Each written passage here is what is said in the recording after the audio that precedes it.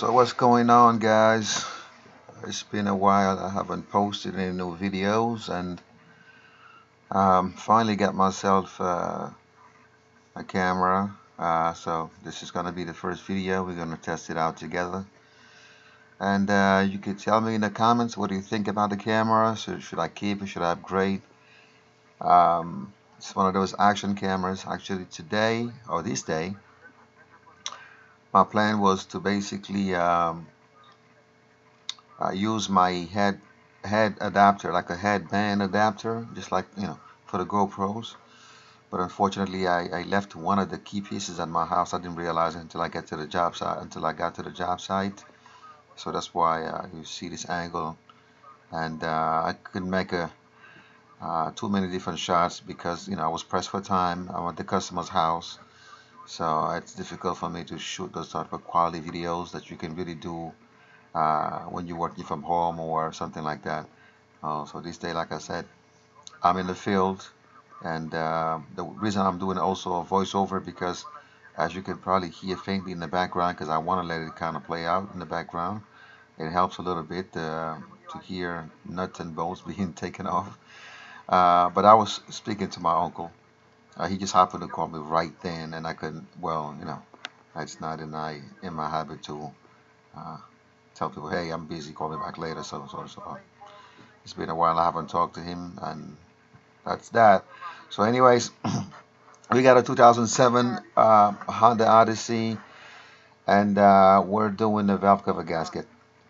This is a common leak. I've had a few of them in my short career in this field, and not a big deal job. I mean, honestly, I guess the um probably has other videos online. I'm not sure. I didn't check, but again, when I started doing repairs, what I used to do is I would watch so many different videos about the same repair. Like I will go to different channels. If I do a search and I see 10 different videos, I will watch all 10 different videos. Well, the reason being, sometimes there's a particular detail that one may show that the other didn't show, and it could really help you as a beginner, when you're getting into this thing. Oh, okay, look at that trick right there, or something like that. So that's why I would always advise, no matter what, just go over the video and skim over if you want, and unless you can grab maybe a key detail or something like that that will definitely help you in what you're trying to do. So basically, we took off that trim panel. You don't have to if you don't want to, but I felt like it creates a little bit more light, as you saw. I'm not sure if you've seen the difference between before and after, but there's a little bit more light going towards the valve cover once we take that piece off, which is always good. So now basically we're going to try to take the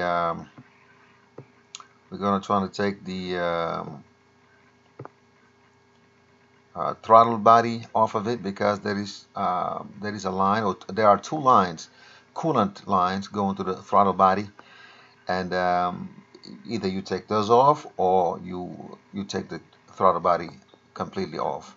And I think this is the easier method, is to take it all off, so you don't have to mess with the position sensor connector or the throttle body actuator connectors, nothing like that, because sometimes they could be brittle, and you will break the clip trying to remove it. So this, in my opinion, is the safest method. Um, yeah. Also, I didn't show taking off the air duct. I mean, that's basic. Just two 10 millimeter bolts on the head, on the fan there, the clamp, and then remove the four 8 millimeter screws going into the air box, and remove the air box from it. I choose not to remove the air duct just because there's a metal pipe on the right side of it, and it's a pain to remove in my experience. And I've had mishaps where the boot will actually tear because you're trying to put so much force trying to remove that. So I don't mess with it anymore. It's just it doesn't bother me. I can just move it out of my way as I'm going, and it's really not a hindrance for me. So I think it's the safest thing for me to do. But if it is in your way and you want to take it off, by all means, go ahead and give it a shot. Maybe use some lubricant or something, spray it around there, and hopefully it comes off easy. If not, have an extra one handy. I mean, they don't cost a lot. If you're gonna do the job for your own self, for your own car, why not go online and if you check the condition of the rubber, if it feels like really pliable and it's in good condition, then you might be okay. But if it is somewhat brittle, go on eBay and order you one of these things. They cost about $10, $12. Get a new one ready. Just because, why not? If it's your own car, it's a small investment. So yeah, just going through that, trying to remove it. Again, you can just go ahead and fast forward all of this. I mean, if you want to get to a key part of the video, by all means, go ahead and do that. I just choose to let it play out for those who maybe may want to enjoy the commentary here and maybe get a few extra tips. And also, guys, um, I'm not sure if I should talk about this, but why not? This is for the people, of course, who are watching my channels on a regular basis. I just had an incident happen to me, which really kind of set me back. Basically, my truck, my work truck, was stolen out from where I live in my apartment complex, and they basically stole every piece of equipment I had in that truck. Some may say, "Well, you're stupid. Why do you leave your tools in the truck?" But where I live, it's not the best neighborhood, but it's not the worst. And I've been here for 4 years in this area, and I've never seen anything happen to anyone. And there's a lot of people who actually are people who work in construction and other similar type jobs. They have trucks, and they actually leave they tools in the bed of the truck, and nothing gets touched. So it's not like it's a reckless move on my part, nothing like that. But for some reason, that's just what it was. And it was parked in a well-lit area with cameras and everything, and they still, it's one of those things. So basically, this is me starting all over again. As you see, I have no power tools in this video because all of my power tools are gone. You will see me use nothing but hand tools. I have zero power tools except for all the DeWalt gun that I had, which you may see in one of my videos that I haven't used. I showed a video when I have the DeWalt battery adapter. Yeah, that gun. I still have that one because I kept it in the house once I bought my new ones. But all the new ones that I had like DeWalt, the 899, which is the most powerful half-inch they have. I had that one. It was a wonderful gun. Really, really, really good investment. It's gone.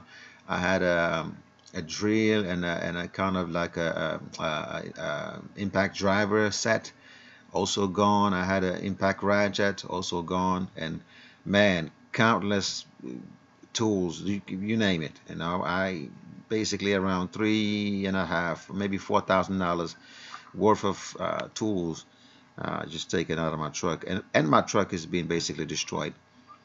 So I'm using now my Honda as a vehicle to work with in the meantime. So just one of those things. It really sucks. It really sucks. I'm not gonna lie, but it could have been worse. That's what I tell myself, because I could have had my scanner in there, for example, or my specialty tools. Those I keep in the house, except that I have a need to take it with me. But yeah, the rest of the tools and all the electronics, I mean, like the diagnostic, my power probe, brand, I mean, everything is gone. So I'm in the process of buying my things back. Yeah. So so all right, enough of that. All right, so we're done with the throttle body, and on the side of the throttle body, there's a I'm not sure what it is actually. It could be maybe what is it? A purge valve. All right, that's two 10mm bolts on a purge valve. I believe it is a purge valve right next to the throttle body. You want to also remove that and the connector that goes to it. And once you finish with that, now we can take uh, this cover off, because the rest of the bolts, actually the bolts for the intake are inside of this cover, so you have to remove that, and then you have access to 12 millimeter bolts. These are all 10 millimeter bolts and nuts, so get those off, and then after you got them off, then you'll see the 12 millimeter bolts and nuts, and after we remove those, then we'll go ahead and there's a couple of hoses. One you can see in the middle of your screen there to the left, that's the brake booster hose that needs to be removed. And you also have a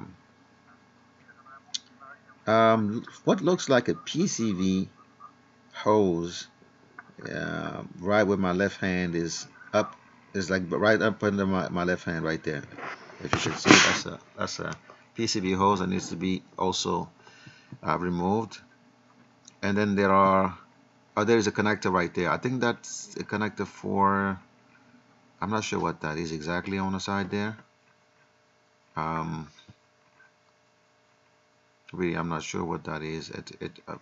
This intake, I'm not sure it has flaps in them, so this wouldn't be one of those. But I don't know.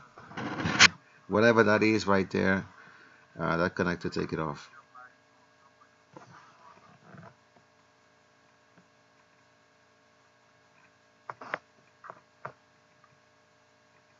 As you see, if I had my impact tools, this would have been basically, I could have saved literally, I don't know, a good 4 minutes maybe, doing this back and forth and stuff like that. So that's what it is.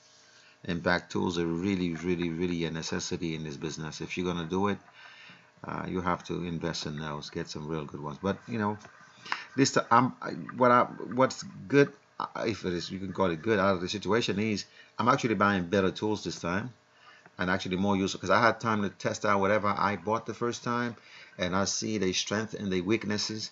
So this time around, I know exactly what I'm gonna need, because I know long term what really, really, really is gonna benefit me.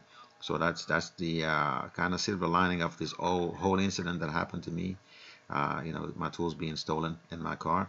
So yeah, definitely, I know now which tools that I feel like are better for my preference there. Yeah, my model. Uh, of course, I don't do every job, because I'm a mobile mechanic. There are jobs where it's just not something I can do. Uh, I've done transmission, but I don't like it. I just don't like it. It's just too much, and you know, anything can go wrong, and you're not really equipped to deal with mishaps when it comes to those type of big jobs. And you don't want to tell the customer, look, you're going to have to just tow your car out of here to a shop, and then what happens to your pay then, right? If you didn't finish the job. So you really got to be careful and very smart about what kind of jobs you're going to pick. Um, so just be careful, beware of that. Make sure you pick jobs where you can finish them. That's very important. Yeah. So as you saw just now, the cover, I popped it. The reason why it's just laying there, because I did not yet take the connector off. The reason why, I am afraid it may be brittle, and as soon as I go to trying to depress that tab, it'll break. And that's the reason why I'm choosing not to even mess with it. I'm laying it across there. But then I realized, wow, my camera is there, so I might be blocking a shot. So I took a chance, and actually you're going to see me in the video where I'm going to actually remove the connector. And it actually came out okay, which most all the connectors in this vehicle came out okay. Honestly, they were not in bad shape at all, even though it's a 2007. But like I said, it's not the normal occurrence for me. What is normal really is them breaking up. Okay, see, now we're going towards the intake bolts and nuts. As I said, 12 millimeter, starting from the outside, merging onto the inside. That's the general idea here for any of this type of situation. Whenever you are removing something on the car, be it a head gasket, head bolts, I mean, valve cover, intake, It's just a good practice to do it like that so things don't warp. I mean, this is not torqued as tight, but it doesn't hurt at all, and you just get yourself used to certain mechanics, you know, your mind, your body. You know, that's one of those things that if you are DIY, you're not used to. Even if you got the right tools, you're still not going to be like the mechanic because you develop these habits over time, and they're really useful. Trust me. Trial and error, and you grow from that, and you start realizing many things there. Yeah, and now I'm rambling, but as you saw on the video there, just using hand tools. And you don't want to have carpal tunnel doing too much of these things, especially for career person. Using your hands in this fashion a lot that could be detrimental uh, to your wrist over time. So definitely invest in the power tools, even if it is a no name brand. Because I remember my impact ratchet was not a brand name; it was Von House or something like that. I bought it for maybe $70 on Amazon. But oh boy, it was a lovely tool, lovely tool. I mean, it doesn't have a lot of power, but has enough power, definitely. And I just use it basically to run bolts out or something like that once I already broke torque on them.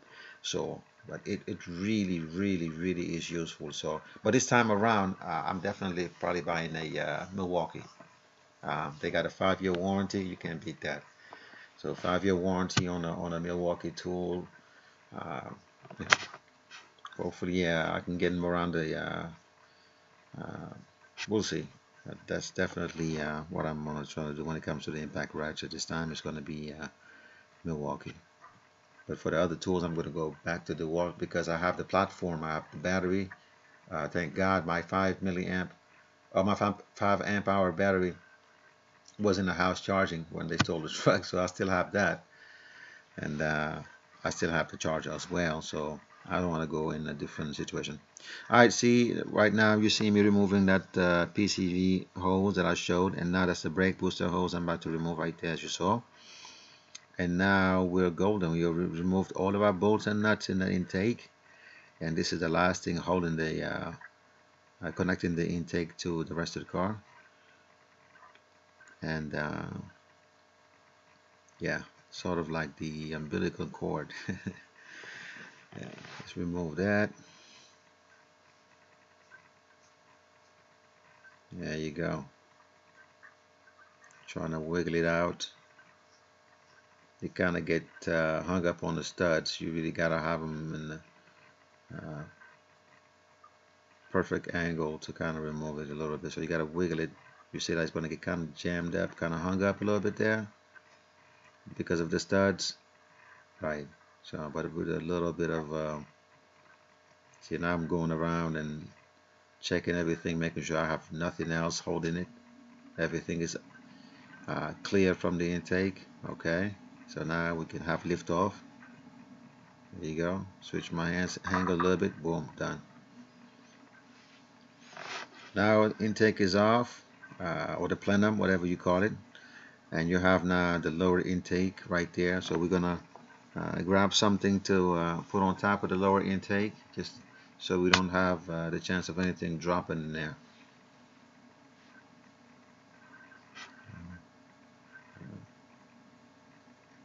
Yeah. Once we cover it up. So right now I'm just basically doing a general inspection of anything that's going on as you will see me looking around, just making sure there's nothing, especially the other bank, making sure I'm not seeing anything crazy there that needs to be addressed. Now I'm going to take my rag and I'm going to lay it right across the lower intake ports, making sure I don't have anything dropping in there. Okay, take the dipstick out. You don't have to do it at this stage. Actually, I would not even probably recommend do it at this stage, but whatever. Um, Now we're gonna go into disconnecting right now the ignition coils one by one. Like I said, I had really good luck with this car. None of these things broke on me, so really good. So right now I'm looking at the wiring harness that's coming across, and you have a few Christmas fasteners there that we need to get rid of. Sometimes you just gotta break them. I'm just being honest, uh, because trying to remove them safely, it's such a pain. It's just not worth it anymore. I mean, either way, you could probably take a zip tie when you're done and zip tie the thing back together. It really makes no difference. Don't be afraid of that.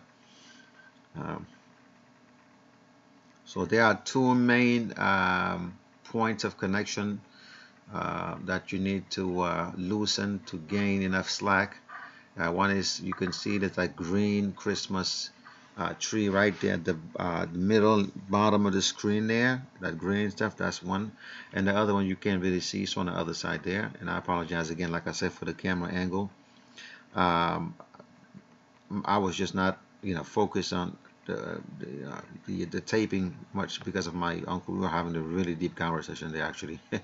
Really, really profound conversation as I was doing his job. Um, but definitely, I will have my headset or headgear um, for the next video, and I'm pretty sure you're gonna be able to enjoy it a lot uh, more than this one, and I'm gonna provide a lot more details. Right now, I'm gonna remove the ignition coil. Uh, they are held by I think it's a 6 mm Allen. I think it's a 6 mm Allen. So yeah, it's basically doing that right now. This would have been perfect if you had the impact wrench, um, meaning the impact ratchet. Would make a quick work of these things. Really, really quick work of these things. But you know what? It's taking me back to my beginnings. When I didn't have the power tools. I'm going back to that right now because I don't have any power tools to use. So, but in a couple of weeks, make a few jobs, get a few, get money in my pocket. I will definitely buy back my my tools, but even better this time. Oh yeah, I'm not sure if you're gonna be able to see the date. The camera is stamped there. I'm gonna try to cover that up, but if I can't, because that's the first time I'm using this video editor. This is on the Windows platform on my computer. Um, so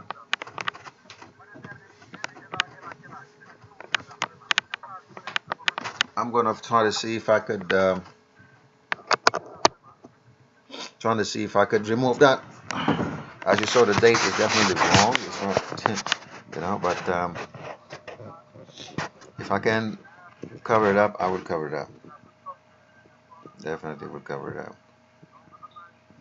So,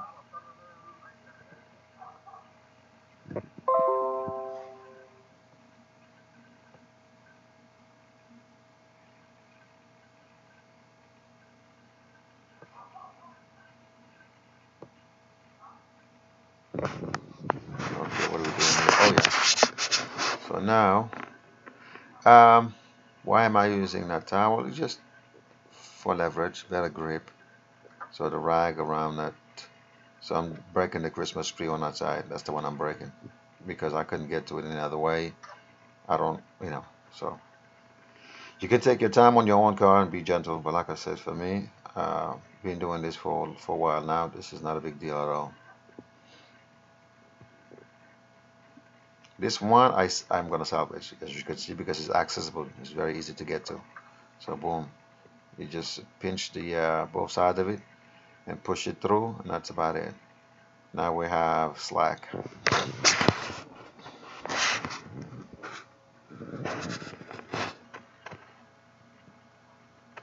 It was a beautiful day, by the way, as you saw. Really sunny. I enjoyed myself being out there. That was the first time I went back to work after those incidents. So I was very apprehensive, honestly. When so used to your environment, your tools, your truck, and it gets taken away from you, and now you have to work from new tools and a new car and everything else. It really throws you off, honestly.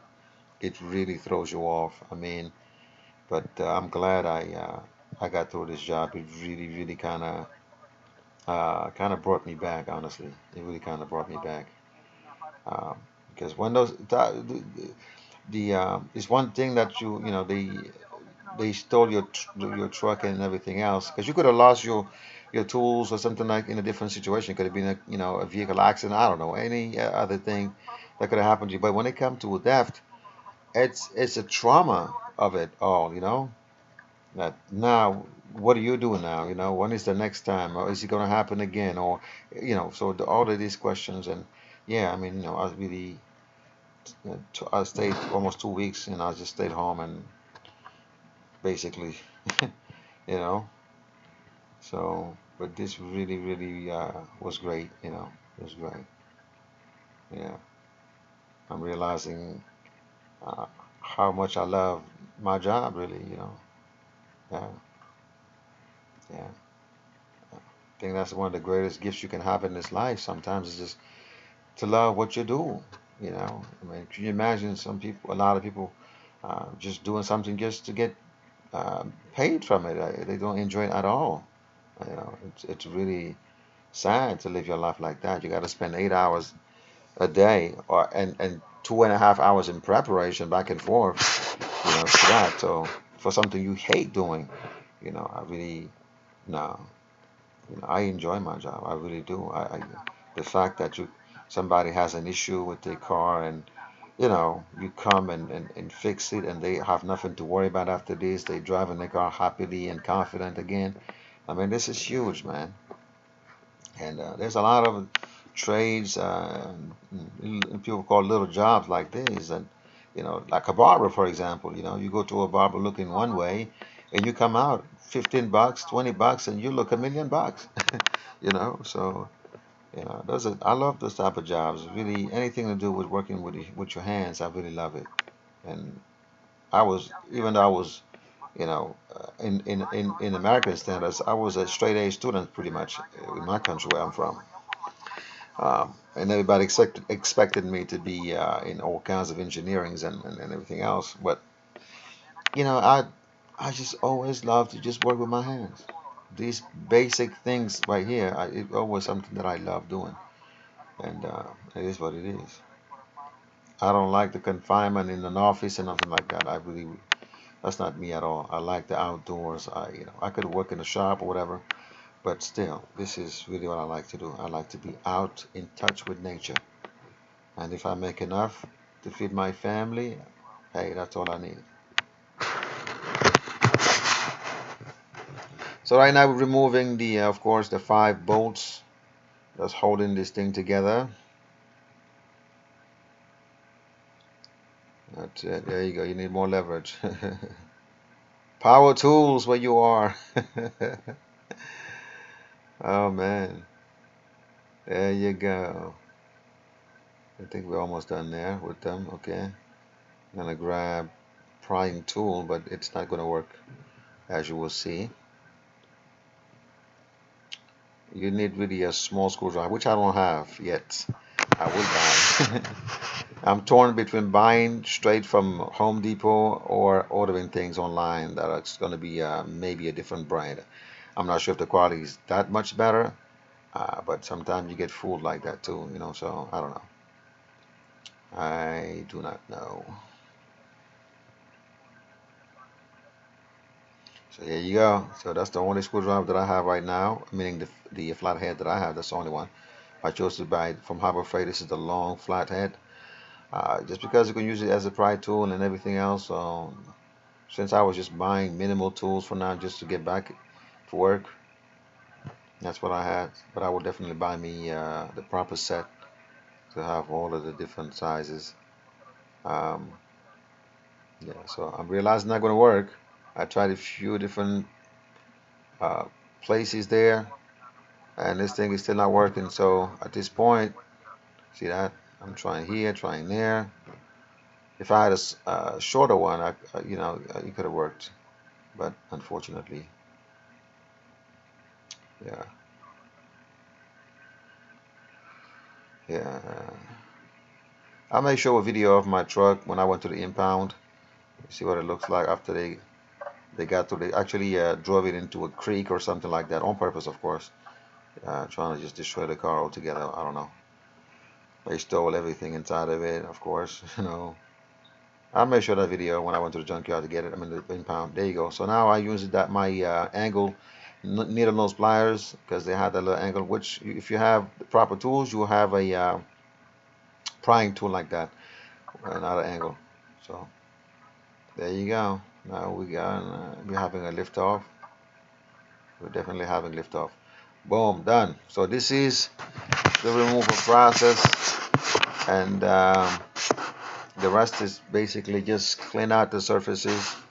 And yeah, once we remove the excess oil and a little bit of grime from it, and that's about it. I'm using microfiber just because. Even those blue shop towels, they leave lint around it sometimes, and they get. Yeah, it's just like, they better than regular towels, but they're not that great, honestly, to me. And I've been using it for a while. I still use them, but for this type of situation, I'd rather use the microfiber. Definitely. These are like what, $1 for the pair, a pack of two at Walmart. So yeah, you go to Walmart for your brake cleaners, your you know a lot of the shop supplies you can get from Walmart at a cheap price. So I definitely roll with Walmart with a lot of these things. My fluids and everything else, Walmart, no problem. So yep. So that's about it. Clean out those surfaces. Then we're gonna turn our attention towards the valve cover itself. Remove the old stuff. Clean it. Put the new stuff. Slap it back on there, and there you have it. Not a big deal, as you saw. Um, if you watch the removal process, I'm pretty sure you can put it back together yourself. I'm not sure if I'm gonna. I have the footage. I'm not sure if it's worth trying to upload that. It's gonna take a while. The video is already half an hour long. I think it's enough. Once you get to this point, the rest is really, really simple for you. You can just put it back together. Honestly, I don't think you need any more footage. But I will see if I need to. I will. If not, I'll just end the video here, and I will definitely catch you guys on the next job. And we're gonna make a lot more videos than before, for sure. Definitely, we're gonna make that happen.